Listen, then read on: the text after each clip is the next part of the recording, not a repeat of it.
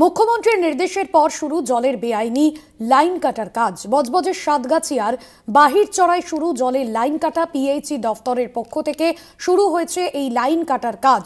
যে সমস্ত জায়গায় বেআইনিভাবে জলের যে বেআইনি সরবরাহ রয়েছে, মুখ্যমন্ত্রীর নির্দেশের পরেই জলের বেআইনি লাইন কাটার কাজ ইতিমধ্যেই শুরু হয়েছে। বজবজের সাতগাছিয়ার বাহিরচড়ায় শুরু জলের লাইন কাটার কাজ। পিএইচই দফতরের পক্ষ থেকে শুরু হয়েছে লাইন কাটার কাজ। শুভ্রজিৎ চক্রবর্তী প্রতিনিধি রয়েছেন ফোন লাইনে। শুভ্রজিৎ, বেআইনিভাবে লাইন কাটার কাজ শুরু হয়েছে মুখ্যমন্ত্রীর নির্দেশের পরই। স্থানীয় মানুষজন এই উদ্যোগে কি বলছেন?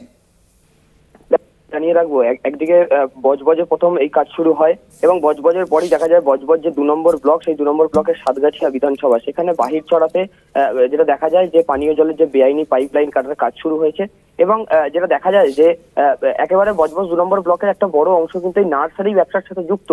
সেক্ষেত্রে এই যে পিএইচির পানীয় জল, সেই পানীয় জল থেকে যে যার মতো একেবারে পাইপলাইন করে নিয়ে এই যে নার্সারিতে জল দেওয়ার কাজে লাগাতো, অর্থাৎ কোনো একটা দিকে এই যে পানীয় জলটাকে ব্যবসার কাজে লাগানো হতো। এবং তারপরই মুখ্যমন্ত্রীর বার্তার পর পিএইচই দপ্তরের আধিকারিকরা, নোদাখালী থানার যারা পুলিশ ছিলেন, তারা সকলে মিলে অভিযান চালায় এবং তারপরই একদিকে যেমন বাড়িতে বেশ কিছু বেআইনি লাইন কাটার কাজ হয়, অন্যদিকে তেমন নার্সারিতেও বেশ কয়েকটা নার্সারিতে কিন্তু এই যে পানীয় জলের বেআইনি লাইন, সেই লাইন কাটার কাজ হয়। এবং যেটা জানা যাচ্ছে যে গত 3 দিনে বজবজ 2 নম্বর ব্লকে প্রায় 70টারও বেশি বেআইনি লাইন ইতিমধ্যেই প্রশাসনের তরফ থেকে সেই যে বেআইনি লাইন, সেই লাইন কাটা হয়েছে। ভাস্বতী, ধন্যবাদ জানাবো শুভ্রজিৎ।